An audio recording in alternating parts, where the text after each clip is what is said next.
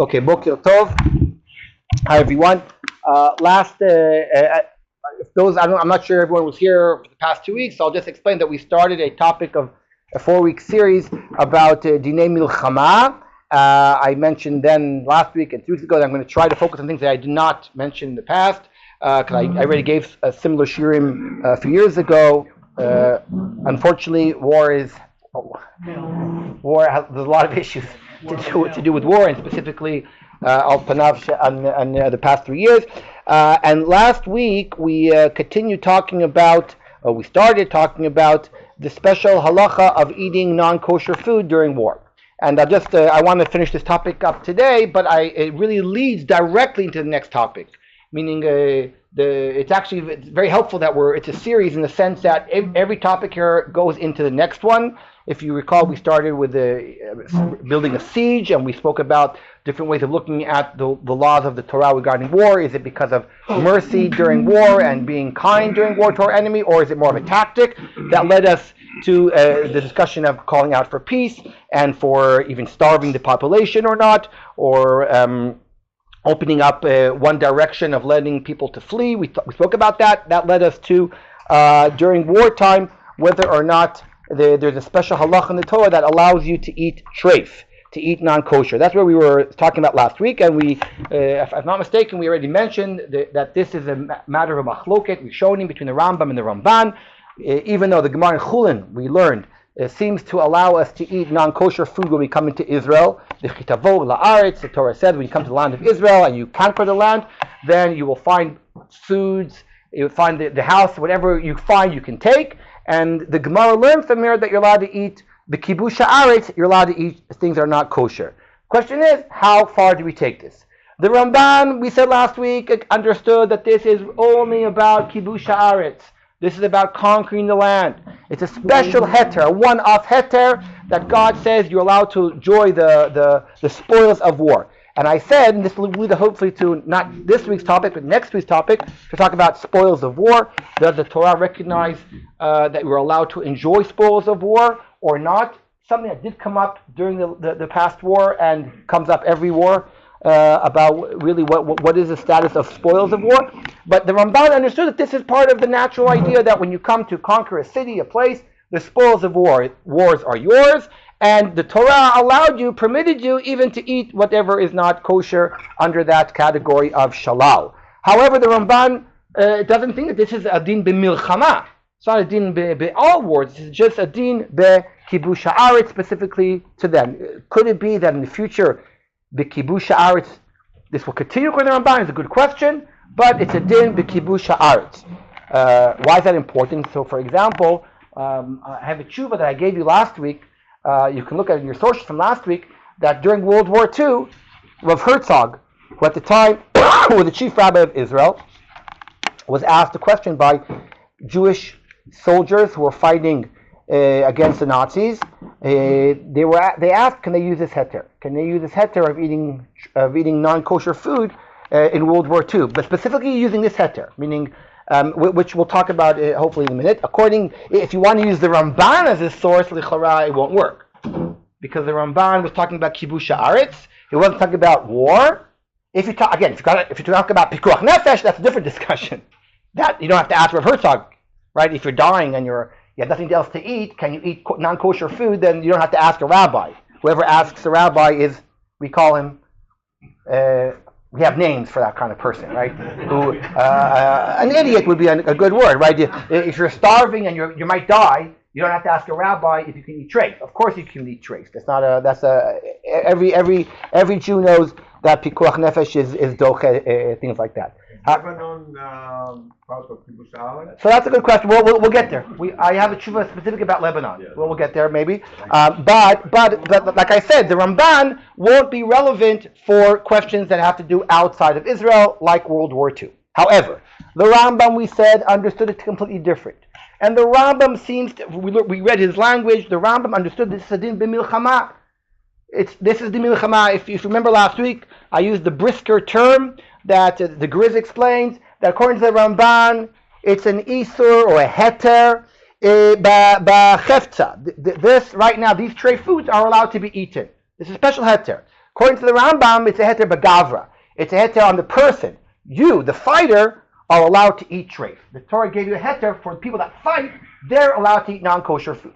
The question is, I think this is where we ended last week, is we asked, what do I need a heter for this? If you're in a war and you're hungry, so you should be able to eat treif if you have food. And if you don't have food and it's dangerous, no, of course you're allowed to eat food. We just said, pikuach nefesh, doche kol Torah kula. So what is the Rambam coming to teach us? Or in other words, what is the Gemara teaching us in Chulin? What is the Gemara telling us that during war you can eat treif? This is a question, and again, I apologize for perhaps not giving to you. This is something that we did last week, and just continuing it. He says on page 4 from last week. If you don't have it, it's okay. This is from last week's sheet. Okay, you don't have it right now. Some of you might have it. On page 4 on the bottom, the Radbaz asked his question. The Radbaz says, "V'nireli yashev divrei Rabbeinu." Last line. We're talking about any other war. We are not talking that they're misukanim, because that's obvious. If you're in danger and you might die, of course you're allowed to eat. Ela she'enam tzrichim litroch levakesh ma'achal heter.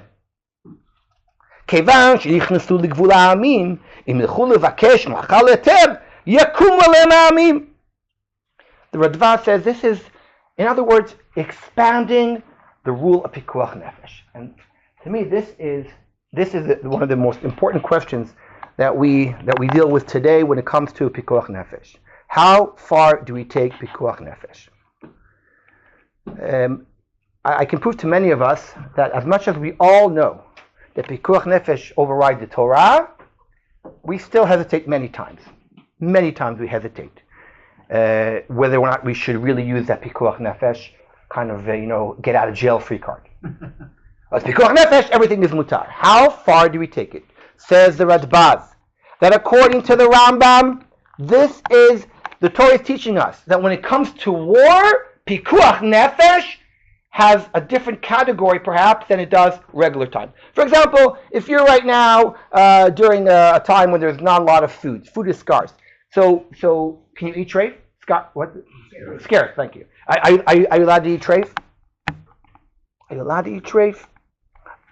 If you can have just vegetables and there's no meat, and there's only non-kosher meat, and the doctor even says it's healthy for you to eat. You need to eat some protein, and there's no. Would you eat the treif because of pikuach nefesh? You're not going to die. I mean, there are people that apparently eat vegetables all the time. I don't know. I heard about this. So right? Is that pikuach nefesh? No, but the doctor says you should eat it. So where's like in war? Said the Rambam. We don't debate this. If the chayal is hungry and he could get food from somewhere else, we can open the road now and send in a convoy and send in some kosher food. But right now, he's in the middle of fighting, and in front of him there's like a nice cheeseburger. Eat the cheeseburger. What you might have done in regular times doesn't count for war. Why? Because we're expanding the category of pikuach nefesh when it comes to war. The special item. Now the more important piece of the Radbaz is the next line. V'damya leha de'amrinan tsarina layarot shlamim ve'afilu b'shabbat. That line is crucial.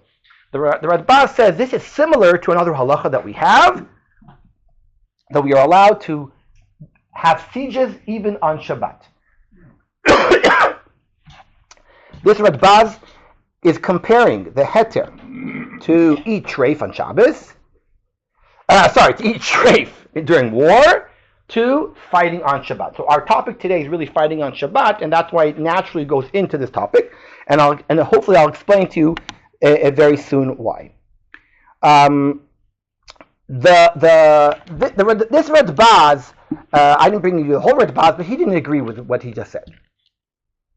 He later on goes to say, I don't know if this is really a harchava, expansion of pikuach nefesh, but rather this might be a halacha of itself. He debates about this, and at the end he seems to say that it's not exactly like fighting on Shabbat, or yes, but he really understood. At the end of the day, he understands that the category does remain pikuach nefesh. The Rivash, one of the in his tshuvas, asks a similar question like the Radbaz, but not about eating treif, but about fighting on Shabbat. And he asks, why do we need a special heter for fighting on Shabbat if it's pikuach nefesh again? The Rivash goes to a different direction and really understood that there's a special halacha about fighting on Shabbat that is not pikuach nefesh. And back to this Rambam. Is this Rambam teaching us that there's a special halacha of eating treif in war, or is it teaching us that we're expanding pikuach nefesh? That's the question that we're asking. Is the home base? When you talk about when we talk about in sports, right? There's a team's home base, okay, where you play, the team plays. So is hilchot eating treif in war, the home base is pikuach nefesh?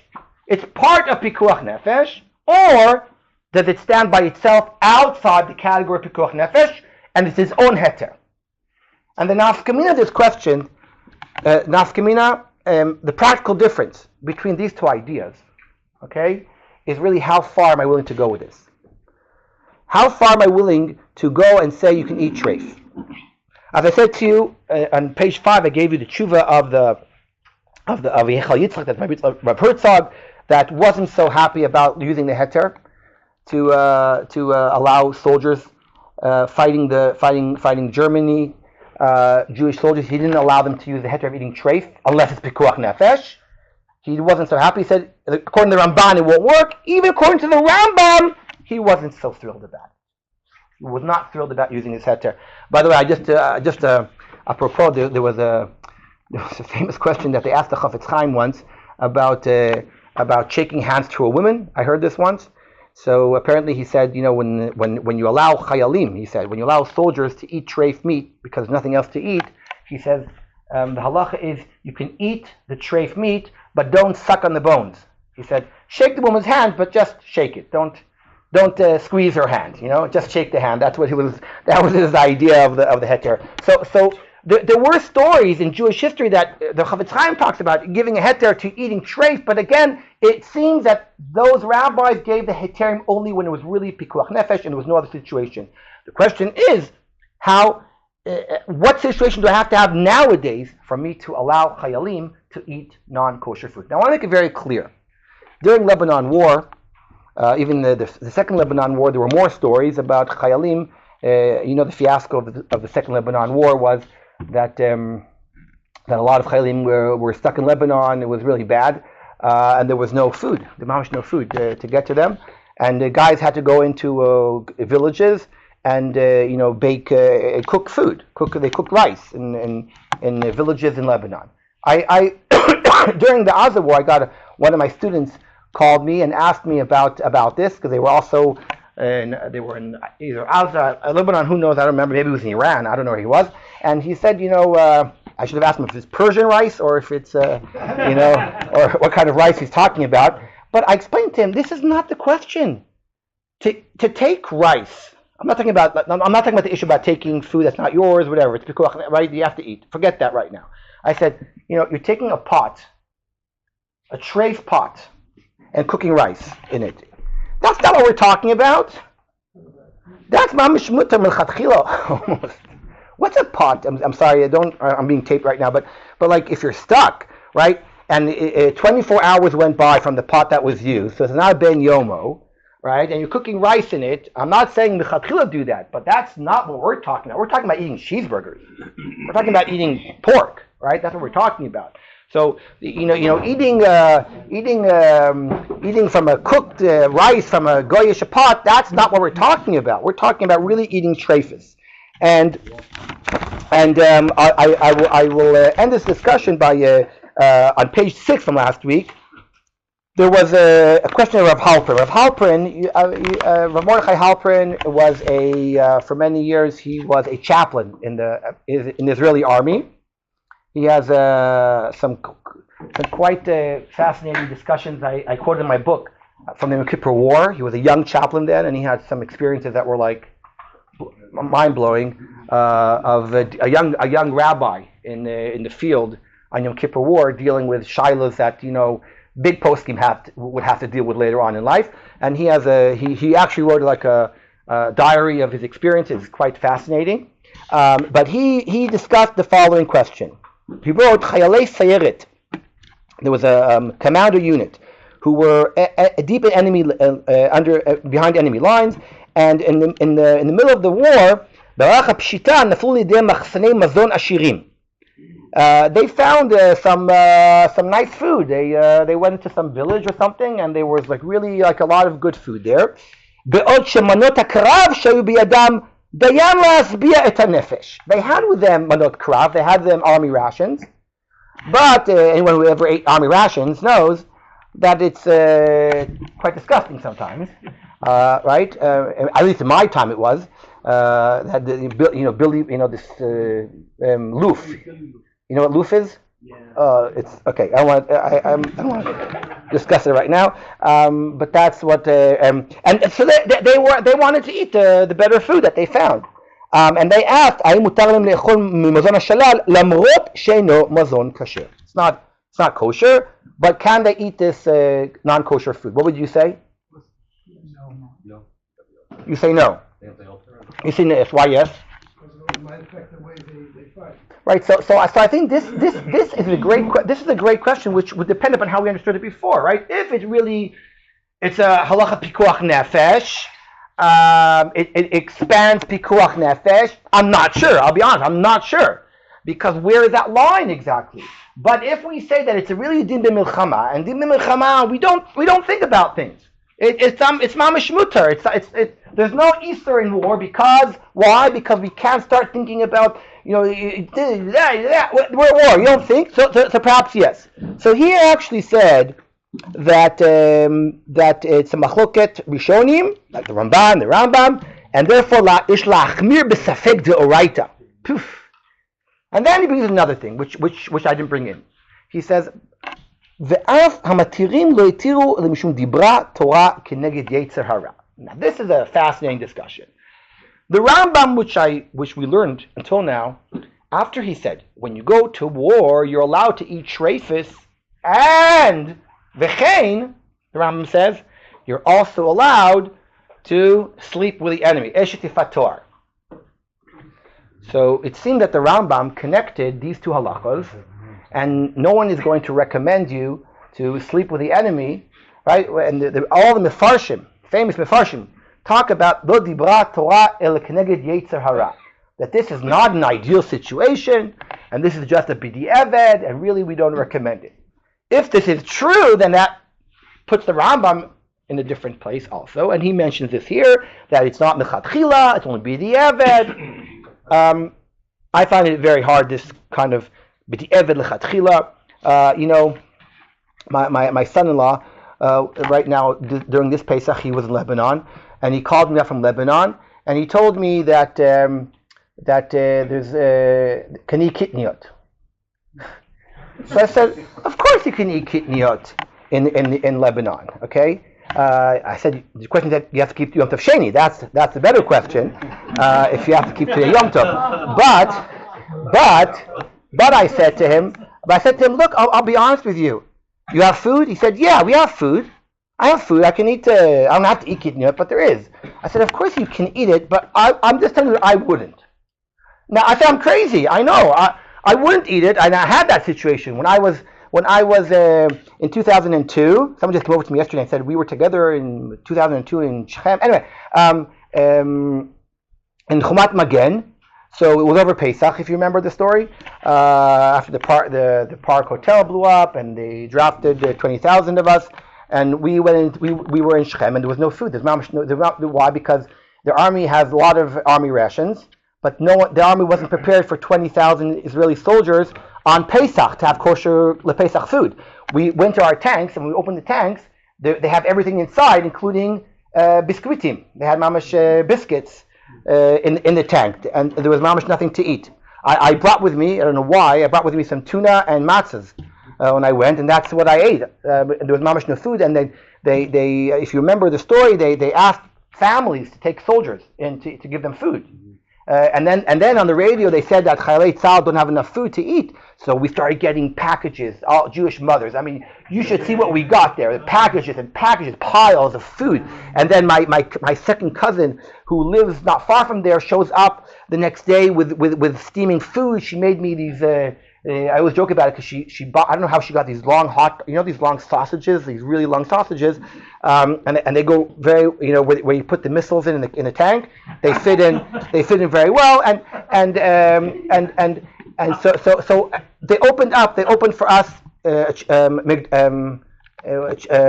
What was it? Not McDonald's. There was a McDonald's not far from us, and they brought the workers in the middle of the night to open it for the Chayalim because people were hungry. And it was kitniyot, of course. It was paid. McDonald's is, I'm not sure if it's kosher, but it's kitniyot at least, So I remember that we were a few yeshiva guys. We were younger and silly, so we didn't eat it, right? Because it's kitniyot. Okay, so halachically, of course you can eat it. I would never think of not telling someone not to eat it. Of course you can eat it halachically, but that's not what we're right. It is, and it's not what we're talking about. Meaning, at times of war, you don't start making those discussions of glad, not glad, halak. You're fighting a war. This is not. So I think those questions are connected to this. At the end, though, after this tshuva was written, fascinating. Rav Halpern added a footnote in the next edition, and then he added and said, "This was a long time ago, but le'or hanisayon shel Lebanon hashniya in the Second Lebanon War." הוספתי, I added a footnote, חייבים להדגיש כי האמור נכון כאשר כבר נגמרה המלחמה, אבל כאשר לחימה עדיין נמשכת, יש לנהוג על פי דברי הנציב, שכל הקפדה במאכלים בשעת מלחמה מביא לסכנת נפשות.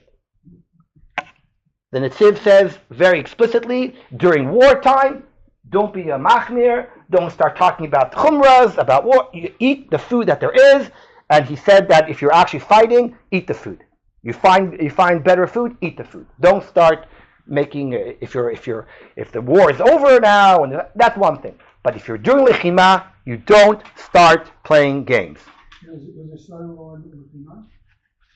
He doesn't talk about it. No, then your response was not. I said to him, of course eat it. Of course eat it. Eat whatever you can. Eat whatever you want. I said I probably know myself. If there would be other food, I would take the other food. But if there's nothing else, I would also eat it. No question about it. No question about it. Yeah. Does one make a bracha on eating treif? That's a good question. The answer is not, unless it's pikuach nefesh. Then the answer is I think we do. You bench right. I think we would. Yeah, I think we would. Right. You bench. Nachon. I think it's different. In Kippur, you make a bracha. I think on mamish treif. I looked this up once. I actually looked this up once. I remember once Rav Shechter once gave a shir about this, and he said that a young boy said to him that his parents are not from, and they make him eat treif. And the boy asked Rav Shechter if she make a bracha on it. And I remember Rav Shechter started crying. So I remember his answer. He was so emotional about this question that this young boy had to ask. He said he eats treif because that's what his parents give him, a young kid. But he said, should he make a bracha on it or not? So because though we don't make bracha on treifus, in this case, it's a good question. I think we would, but I'm not. I have to look into it. I don't remember the answer right now. Thank you for that. That's a good question. So this question, as I said, leads us to a larger question, which is fighting on Shabbat. Why? Because when it comes to Shabbat, already the poskim noticed that the question is a very similar question. And I'll explain. If I were to ask you, thank you. If I were to ask you, are you allowed to fight on Shabbat? Everyone in this room would say, of course you're allowed to fight on Shabbat. What's the question? And shir will be over. What's the source? You would say, pikuach nefesh, shir over. However, it's not so simple. And we'll start with a history of war. Rav Goren wrote an article about the history of lechima b'Shabbat. And it's quite astonishing and quite even almost disturbing that Rav Goren proves that in Jewish history it wasn't so clear, it wasn't so simple.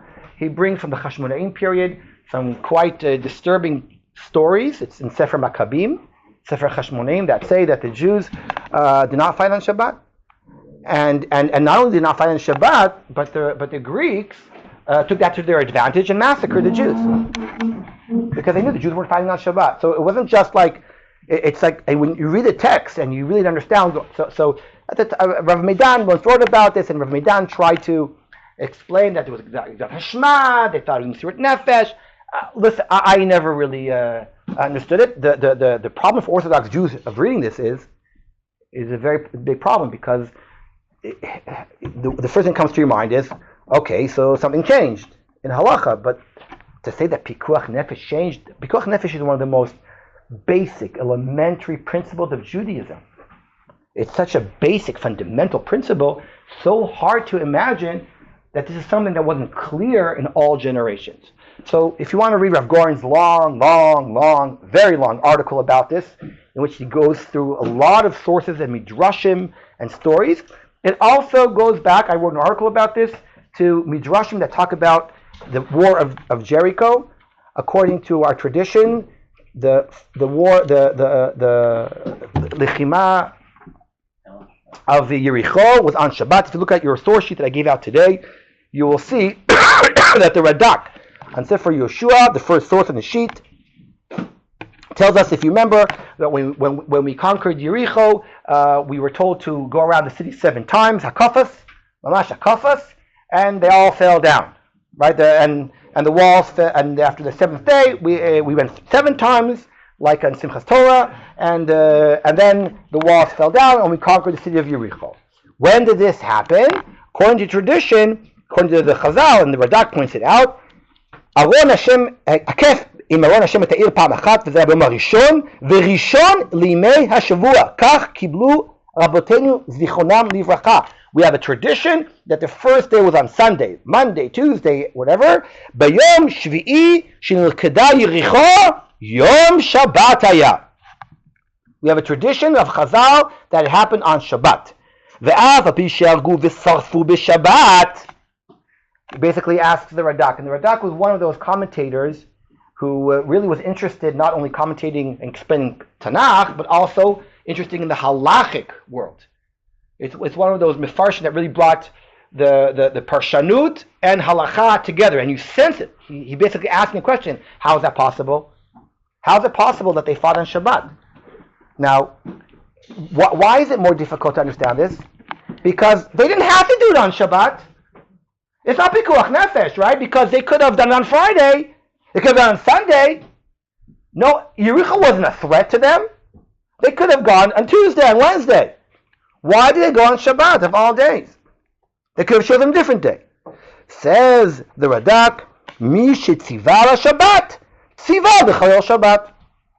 Kadosh Baruch Hu told them to fight on Shabbat. It's a one-off. It's a one-off. You can't learn from this. It's a special heter that happened that time.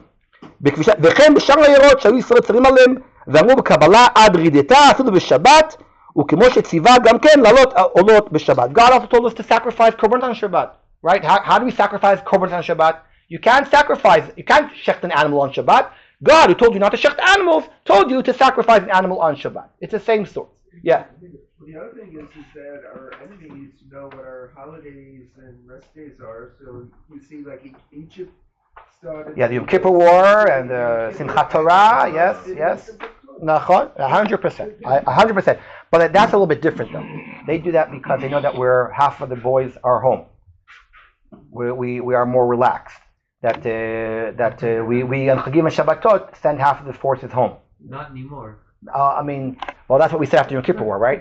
Right? That's what we said after Yom Kippur War, and look what happened. So, let's hope. But the Radak raises the issue, which is not pikuach nefesh, which is Aviad. Oh, so you're right. So here goes a big question: how we understand Adridata. Okay, that's why this leads us to the Adridata, and I'll explain this Adridata because it's really it's a huge issue, which I'll explain in a second. They're actually in the Gaonim an approach that says no. Yericho was a threat because if we wouldn't have gone to fight them, they would have come out and fought us. Now, why do you have to say that? It seems that because some people really thought, no, this is a good case in which we actually learn from Yericho to fight our enemies even on Shabbat. Meaning, it's fascinating how you can use the same story either to explain it's a one-off or to use it almost as a source. Some people use the story of Yericho as a source that you're allowed to fight a Mechemet Mitzvah on Shabbat. Even to start one on Shabbat, right? Some people say, wait a second, we didn't start. I saw Shaul Lieberman says, we didn't start it. We started on Sunday, right? He says, no, building a siege is not starting. The fighting starts on Shabbat. People talk about this. Is this a source to teach me that you can fight on Shabbat, or rather this is just a one-off? By the way, this is not the only war that we fought on Shabbat. According to Chazal, the other wars, according to some people, remember, Shemesh B'Givon Dom. Why was Shemesh B'Givon Dom? Why did Yeshua ask for the sun to stay? Because it's Erev Shabbos, right? We don't go into Shabbos. Remember, like the Frisco Kid, exactly. Even I know that one, right? Right. So Yeshua is saying, no. By the way, though, if you want to hear, this is it's a crazy vort, and it's not more than that is. It's a vort, but it's a brilliant vort. If some people explain that Yericho was really destroyed on Shabbat, and the vort explains why. If you remember, Yeshua made on his own. Some people say God told him, but the pshat is that he made it on his own, a decree never to build Yericho again. Why? Why did he make that decree? So there's a lot of explanations about this.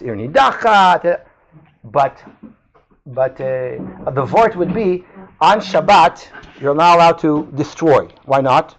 It's one of the 39 malachot, correct?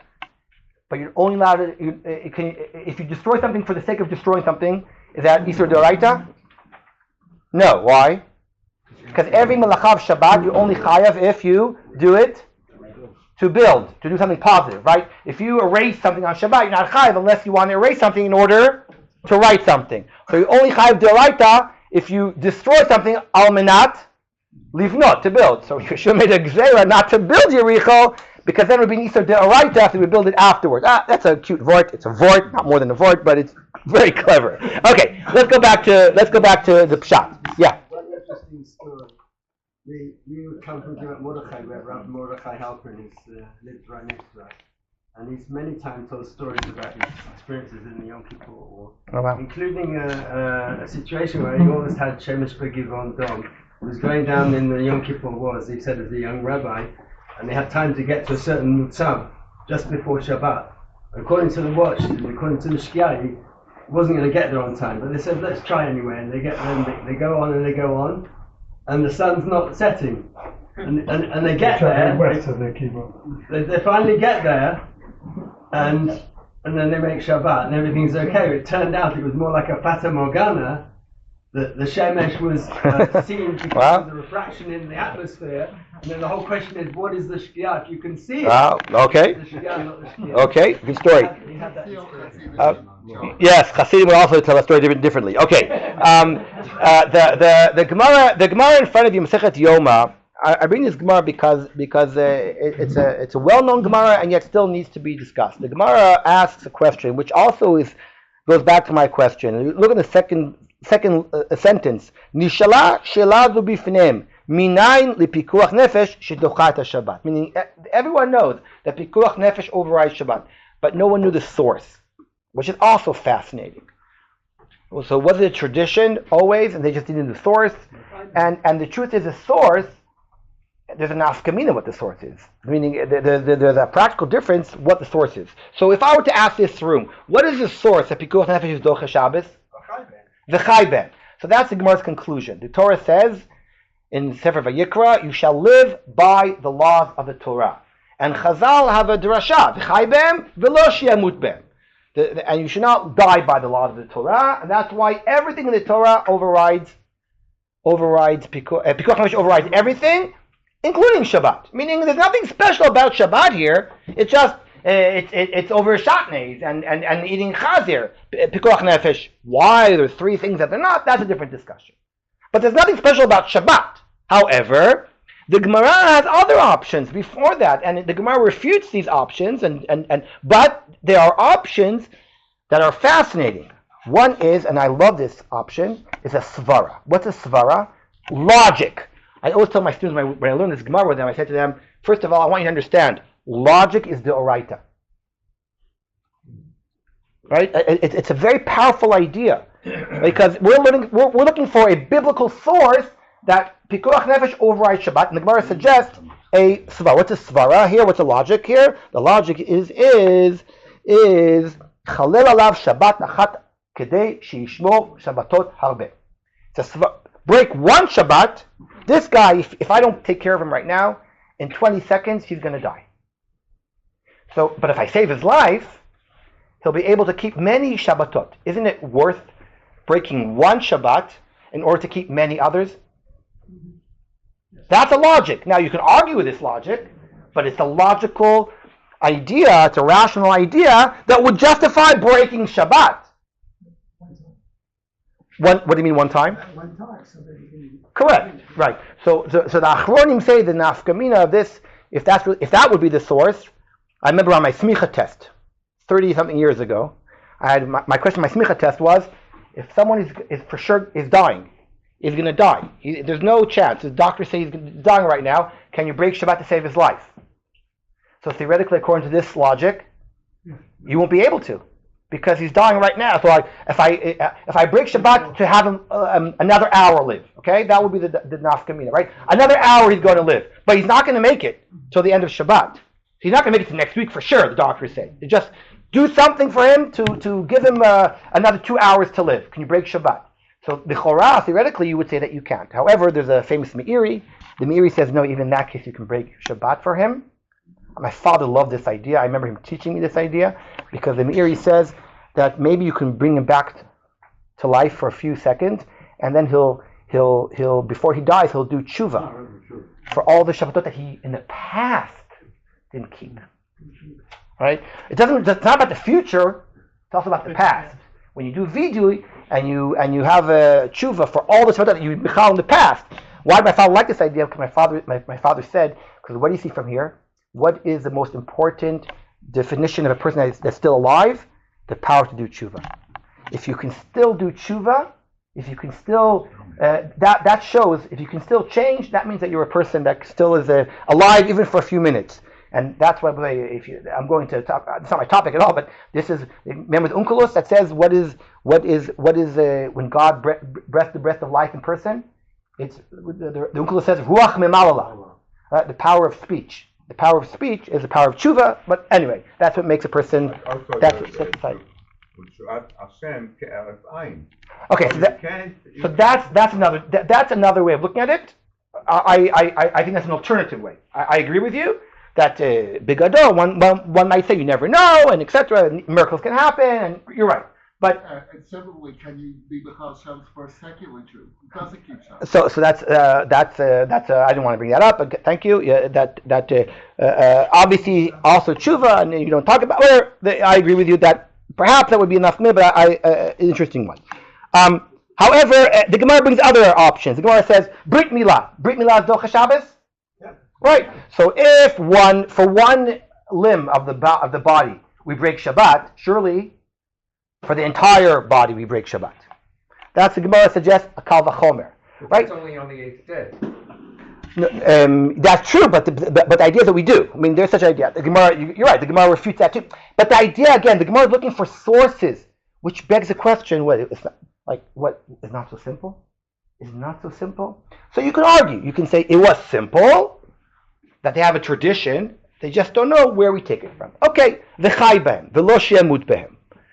However, the famous question that came up in the poskim, and this is till today a very important machloket, which by the way is mamash halacha lemaisa today, is pikuach nefesh doche Shabbat mibchinat, we use the terms hutra or d'chuya.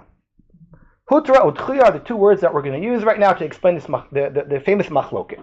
Hutra means from the word mutar. What does it mean that pikuach nefesh overrides Shabbat? Does it mean that it's not Shabbat? That's it. It's a regular day. Mutar everything. Shabbat is pushed aside and there's nothing to think about. Or dichuya. Shabbat is just pushed aside, but it's still Shabbat. It's still Shabbat. It's still Shabbat. What would be the nafkamina for this question? There are so many nafkaminas. I'll give you a simple nafkamina. If I right now have a message, if someone is like they're shooting at me, so you don't think twice. That's not an afkimin. That's simple. Someone is dying in front of you, you don't think twice. However, we all know that there are already many gray pikuach nefesh situations. Your wife goes into labor. A woman goes into labor. And I remember with our first child, it was on Shabbat, my wife said to me, it's time to go to the hospital, but no rush. I remember, she said, no rush. It's time. It's her fourth child. She knows it's time, but she knows not a rush. So we get in the car, and now, what's the situation right now? So it's pikuach nefesh. I'm allowed to drive to the hospital, but can I, for example, should I drive, or let's say there's a goy. Let's say my neighbor has an electric car. An electric car is only the rabbanon according to many people. Now my car is an old car. It still runs on fuel. You remember that? You remember those days when cars ran on fuel, right? So that's according to everyone. That's isur d'oraita. Should I try to drive should I borrow from my friend his electric car? So it should be the rabbanon. So if you say pikuach nefesh, what? So if it's only electricity, you can turn on your television too? It may be only isur d'Rabbanan. It still work. Wait, it's only isur d'Rabbanan, maybe. No, it still work. It's still malacha. No, not according to the poskim. Can you transport across outside the city? Check with your wife first. By the way. She doesn't like electric. I don't want to go right now into discussion, but according to Shlomo Zalman, electricity is not even isur d'Rabbanan on Shabbat. Yes. You're going to turn on a light bulb? No, because there's. Okay. But it's pikuach nefesh. Meaning, I have not pikuach nefesh. I can either break Shabbat d'oraita or I can break it d'Rabbanan. What should I do? If it's not Shabbat, then there's no question. Do whatever you can. That makes no difference. If it's not Shabbat. But if I say it's Shabbat, but right now I'm allowed to take my wife to the hospital, so I should try to choose the minimum way of breaking Shabbat, and therefore I should try it. Electric car. Meaning, is there any meaning to use an electric car in this case? Is there any meaning to do a shinui? Should I drive the car b'shinui? In Israel, that would mean using two hands, right? Should I drive? Should I do a shinui right now? Right? Driving slowly, right? But, or should I use a cab? No, these are a lot of questions, and they are very practical questions. I can tell you, I can tell you that I had a fight. I had an argument in the army. I had an officer from Malad Dumim. I was from a different yeshiva. He was in Malad Dumim yeshiva. And Rav Rabinovich is has his whole shita of things. And this guy, he's my officer, and he saw me on Shabbat checking the radio with my elbow. Now we were in the base. We were about to leave the base to go on a mission, but in the base you have to check the equipment before you go out. Now, no, it's very calm. No one's shooting. There's nothing happening. So I put my elbow on the radio to check if it works, right? And instead of using my hand, that's called a shinui. And if you say it's isur d'oraita to use the radio on Shabbat, so I just did it, the Rabbanan. And he happened to walk by, and he yells at me, "What are you doing?" I said, I'm checking the radio. He said, "But why with your elbow?" I said, "Because we pass in d'chuya." He said, "No, we pass in hutra." Right? So we had this argument there in the army, if Shabbat is hutra or d'chuya, because the bottom line is... He's your officer? He put you in jail? Nah, Israeli army. We just talk about it now. But seriously, we pass in, by the way, d'chuya. We pass in d'chuya. The Ramah passes in d'chuya. And therefore, if you can go to the hospital on Shabbat in a horse and buggy, rather than taking your car, you should use a horse and buggy. So, I go to camp in America, in Camp Stone. It's right. The Amish live by us, so they have all these horses there. But we laugh about it. But that's not practical. But what about using a non-Jew? I have an option of a non-Jew standing in front of me. Should I take the non-Jew driving me to hospital, or should I drive to hospital? The Ramah might say what? Use the guy. Use the guy, because Shabbat is d'chuya. Now this is a very big machloket, and a famous machloket, and the big machloket, what is the Rambam's opinion? So if you look at the bottom of the page, by the way, you should know that this idea, d'chuya hutra, is a model question in other halachos in Shas. It's not just about Shabbos. It's about Tumah, for example. Tumah is allowed in Reshut HaRabim? Is it Tuma Hutra or Tuma Tchuya? The same question. There's a lot of questions in halacha. When something is mutter, does it mean it's permitted gamrei, or it's just specifically now allowed? So look at the Rambam. Halacha Aleph. Dechuya hi Shabbat etzel sakanat nefashot. Or you'll say to me, what's the question? The Rambam says explicitly the word dechuya. He doesn't use the word hutra. And therefore, according to the Rambam, if I have a goy in front of me, or in a Jew in front of me, who should I use?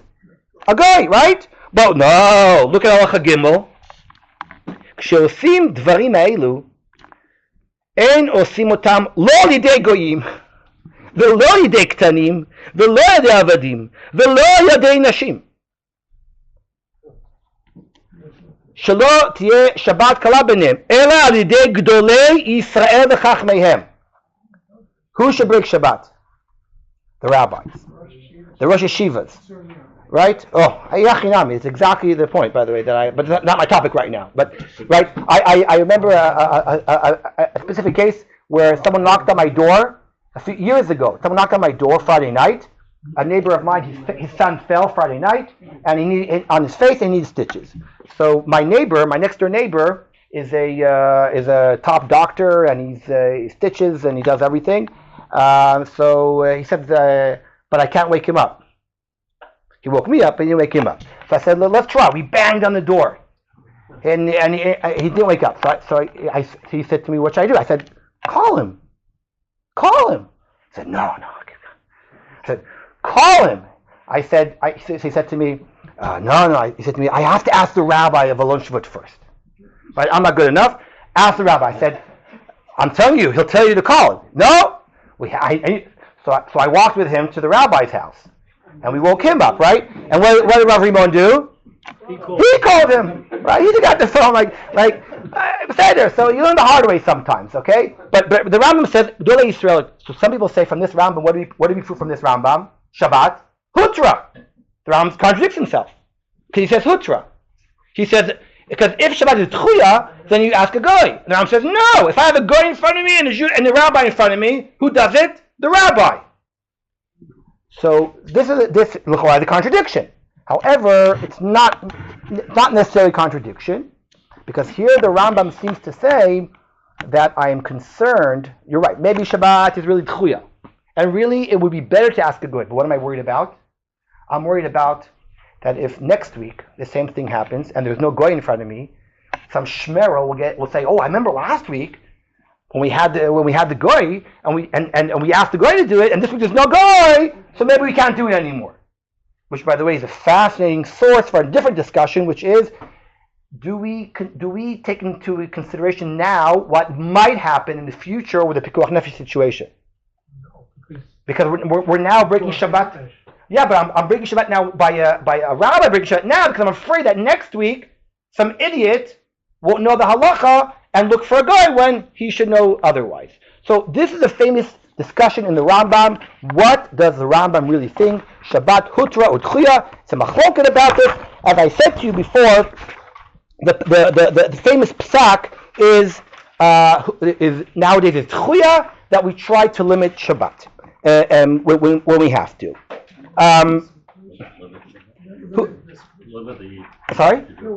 Chil Shabbat. If you look at the next source, which I don't have time to go through right now, it's a tshuva of Aviad, who really discusses this question. I'll give you his scenarios. Choleh shesh bo sakana. You have someone whose life is in danger. You have to break Shabbat for them. Ha'im tzrichim zeh lo la'asot shum melacha she'ein bam shum pikuach nefesh? Should I be limited only what is needed for this person to stay alive? Or, says Rav Aviad, because pikuach nefesh pushes away the situation, mutar לעשות לו הכל להקל ממחובה וייסוריו אף על פי שאין בה תועלת. How far can I go? What is permitted? Can I put on the air conditioning? How far do you go? So there's a famous story about Reb Chaim. They say Reb Chaim was neurotic about pikuach nefesh. It's famous in the yeshiva world. And it's famous, there's a story, I don't know if it's true or not, but it doesn't make a difference because it's the principle of the story that's probably true, that there was a kid in Brisk that was sick, and their doctor came, and And Reb Chaim said to the doctor, should I turn on the light? So the doctor says, the light's on. He says, no, do you need more light? And the doctor says, no. And Reb Chaim said, no, put it on. Pikuach nefesh, Ramachner, right? Pikuach nefesh. Safek and Safek. It's not Shabbat. So it's famous that Reb Chaim was very, very adamant about Pikuach nefesh. He took it very seriously. What did he think was more hutra? How the Rav Aviad, by the way, in his conclusion says, you're allowed to do whatever you want. You can do whatever you want for the chole. It's not a consideration. However, is that because he really thinks that that's part of Pikuach Nefesh? Or is it really not Shabbat? Not very clear to me what he really means. Why all this introduction? Because this is exactly the question about fighting on Shabbat. The normal understanding is, why can you fight on Shabbat? Pikuach Nefesh. How far can I take it? Do whatever you need. Well, is it hutra? Is it chuya? How far are you allowed to expand pikuach nefesh?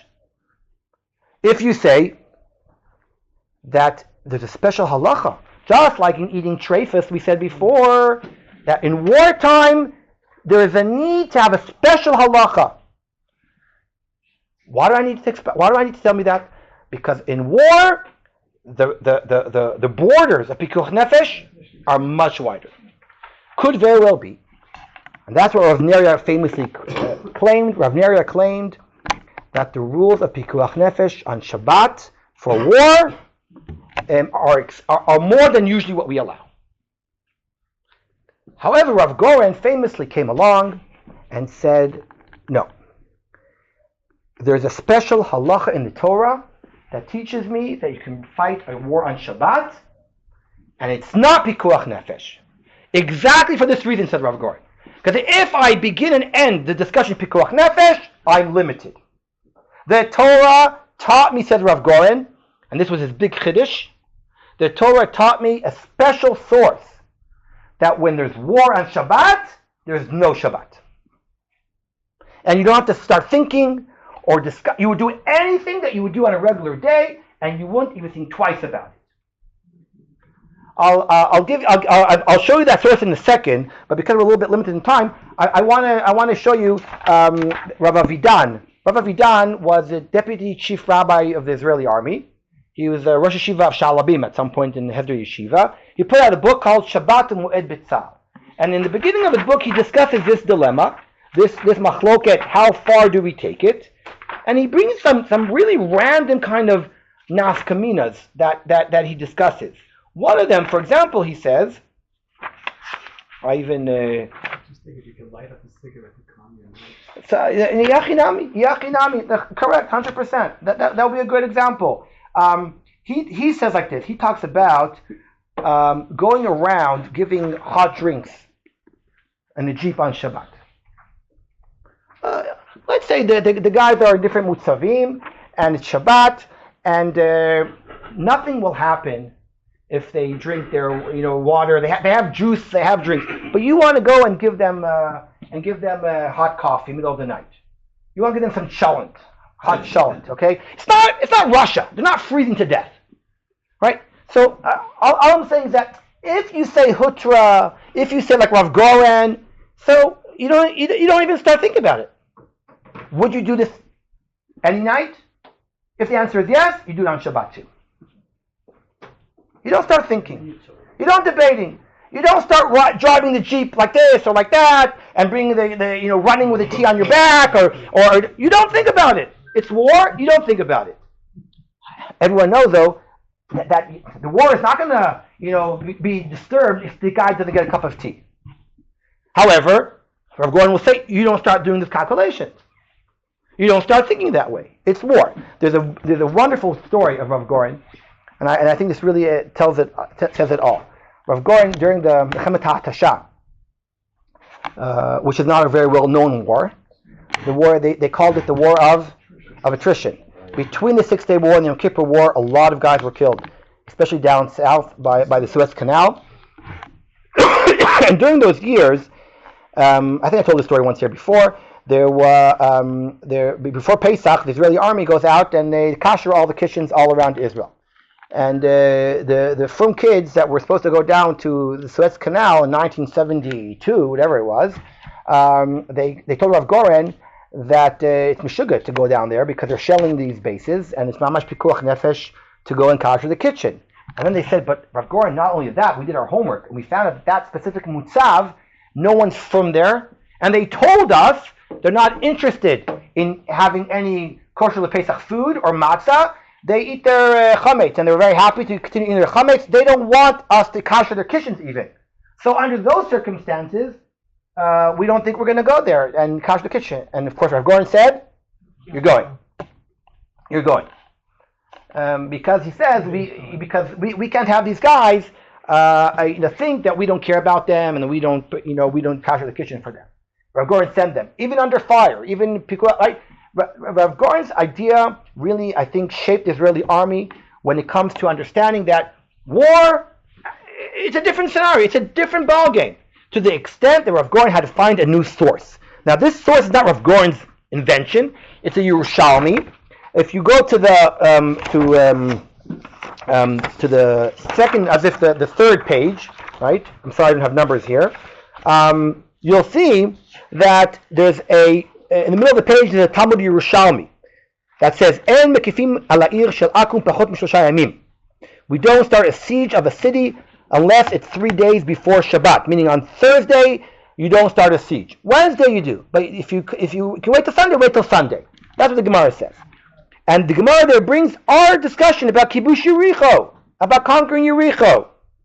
And the Gemara Mamash learns again from this, Yerushalmi learns from Yericho that you're allowed to fight on Shabbat. And then the Gemara adds at the end, Viktiv ad rideta afilu b'Shabbat. What's ad rideta? If you remember 2 weeks ago, we read the Psukim. Ad rideta, if you remember those words, it said when you build a siege on a city, a lot of halachot that we talked about, but it says until it surrenders. You fight it until it surrenders. And the Gemara Yerushalmi says until it surrenders, ad rideta, and Chazal say afilu b'Shabbat. So Rav Goren says, why do I need to add afilu b'Shabbat? Pikuach nefesh. Of course you're allowed to continue fighting. Says Rav Goren, no. The Chazal are teaching us that there's a special halacha that Shabbat, fighting on Shabbat is its own ball game. It's its own invention. There's pikuach nefesh. In pikuach nefesh sometimes we debate if it's hutra or if it's chuya. B'milchama, said Rav Goren, we don't debate. Ad rideta. And if you look on the bottom of the page, I want to finish here with that because I have 2 minutes. Hine mikol ze mitbarer ikaron chashuv she'eter halichima b'Shabbat eino mitbases al heter pikuach nefesh. It's not based upon pikuach nefesh fighting on Shabbat. Kifi shirin lachshov ela al heter miyuchad. It's a special heter hamiyuad rak lelechima. There's a special halacha in the Torah that when you fight, it overrides Shabbat. V'anishan al drashat Shemaya Zaken b'Bavli b'Yerushalmi. That's we just call the Yerushalmi. Ad rideta afilu b'Shabbat. Harei heter pikuach nefesh hadoka Shabbat anu lemedim lemaskana me'amikra v'chai behem. But so why do we need another drasha? Therefore, to teach us that in war it's totally different. I'm not trying to read the whole Rav Goren. You can read it later on. But Rav Goren, and that way was adamant that there's a special halacha. I told you last week that Rav Neria wrote a book against him, saying that there's no new halacha. It's part of pikuach nefesh. A very good question would be, even Rav Neria would agree that pikuach nefesh in wartime is much more expanded. However, what would be the nafkamim between Rav Neria and Rav Goren is a good question. I think psychologically there's a huge difference. I think psychologically there's a big difference. If we argue that the Torah is recognizing that there's a special Shulchan Aruch as if for war and Shabbat, and this is continuing our last year, which is that the Torah recognizes that eating treifus and wartime is its own category than just eating treifus in pikuach nefesh. Here is a consistent theme in the Torah, understanding that war, you cannot use the regular halachot that we have in the world of pikuach nefesh, and that war needs its own definitions. its own sources, both in eating treifus in war and in both in keeping Shabbat. Now, if you remember the Radbaz, he compared them both together. Remember that Radbaz? The Radbaz said the same way we allow to eat treifus in war, we allow to fight on Shabbat, a war. What's the connection? What's the connection? This is the connection. That according to some people, in both cases, even though I didn't necessarily need a special source because I would have used pikuach nefesh, however, there might be a need to emphasize this, and I think psychologically, when people fight in a war and they know that there's a special halacha, I think that changes things, and we see it a little bit differently than perhaps just using the regular pikuach nefesh. So I have to finish now, and what I would like to continue next, our last lesson on this topic last week, I think I'm going to talk about shalal, about taking spoils of war, which is going to be a half a Tanakh lesson, because the Tanakh talks about this a lot, and then we'll get to practical questions about halakha l'maaseh, what are the laws according to the Torah, because obviously Sahel said you're not allowed to. But I'm talking, we can end this year with that. The army says you're not allowed to take anything. But I would like to learn from Chazal and from the Torah what is the halachic opinion about taking spoils during war. Shabbat shalom, everyone. So if they did not kosher by nature, they would have been directly responsible for feeding those people. Straight.